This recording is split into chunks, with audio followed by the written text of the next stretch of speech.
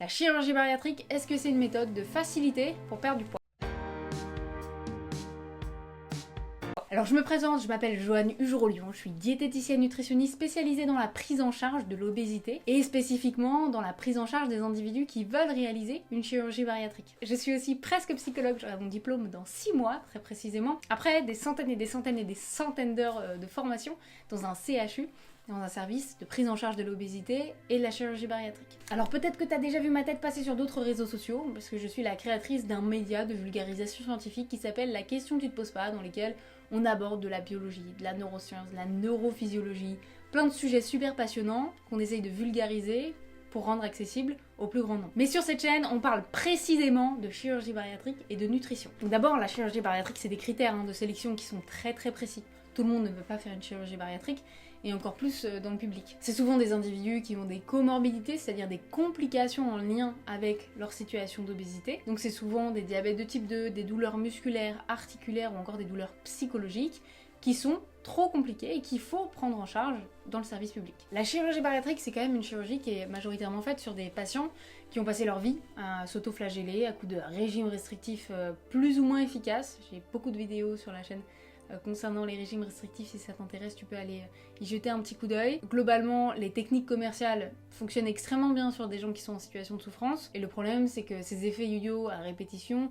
génèrent parfois une prise de poids qui est juste incontrôlable. Alors quand vous arrivez dans un parcours de chirurgie bariatrique, vous allez être évalué par des soignants qui vont essayer de savoir si vous avez compris pourquoi il y a eu une prise de poids. On essaye d'identifier les causes et on évalue vos capacités à gérer en fait les obligations qui vont suivre à la suite de la chirurgie bariatrique, donc la prise en charge d'une alimentation qui est différente, continuer un suivi quasiment à vie. Tous ces éléments-là vont être évalués et analysés pour voir si vous êtes prêt tout simplement à faire cette chirurgie bariatrique. Alors autant vous dire que vous mettre devant des soignants que vous connaissez pas, notamment un psychologue que vous connaissez pas, à qui vous allez devoir expliquer toute votre vie, souvent une vie qui est marquée par des traumas qui sont quand même extrêmement présents chez les personnes qui sont en situation d'obésité aujourd'hui,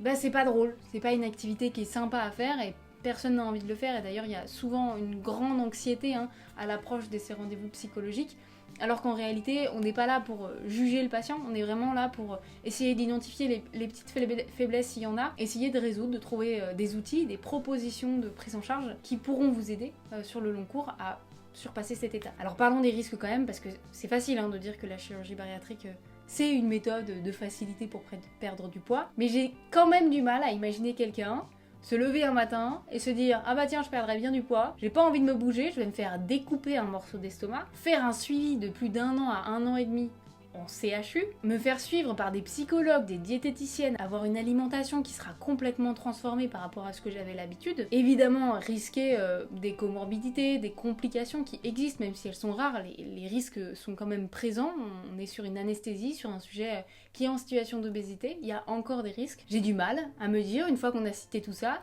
que les individus qui font une chirurgie bariatrique, ils le font parce que c'est facile. C'est pas facile, c'est pas la définition de quelque chose qui est facile en tout cas. À la suite de l'opération, effectivement, vous avez une alimentation qui va être complètement transformée. Au début, vous allez manger des purées ou des soupes en fonction du protocole médical qui vous est proposé. Globalement, mixez du poulet, mangez-le, vous comprendrez à quel point c'est un plaisir cette alimentation mixée.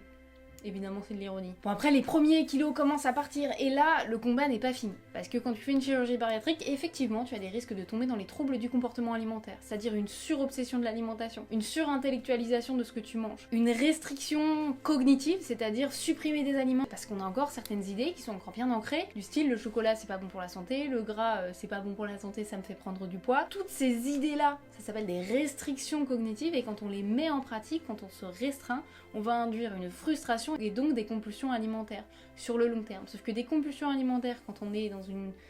étape de chirurgie bariatrique, ça peut être très dangereux. Donc à la suite d'une chirurgie bariatrique, à la fois vous pouvez effectivement reprendre du poids, ça peut rater, et vous pouvez aussi trop en perdre, c'est-à-dire perdre une quantité de muscles trop importante. Et le fait de vous faire perdre énormément de muscles, ça vous rapproche quand même progressivement d'une des complications qu'on veut pas avoir, c'est la dénutrition. Alors si cette vidéo t'a plu, t'as appris 2-3 trucs, je t'invite à mettre un petit j'aime, mettre un commentaire si tu as des questions évidemment, et le partager à des proches par exemple qui sont concernés par cette problématique, ça leur permettra d'y voir un petit peu plus clair, notamment les proches des proches, donc c'est-à-dire que les individus qui sont autour de la personne qui va se faire opérer. C'est très important de faire ce travail de vulgarisation scientifique et d'accessibilité à cette problématique parce que c'est pas évident de comprendre pourquoi on ferait une chirurgie bariatrique et pourquoi on n'en ferait pas. Donc c'est des arguments qu'il faut savoir un petit peu montrer à l'ensemble de vos proches pour qu'ils soient aussi rassurés. Et puis à dans 2 semaines pour une nouvelle vidéo sur le thème de la chirurgie bariatrique.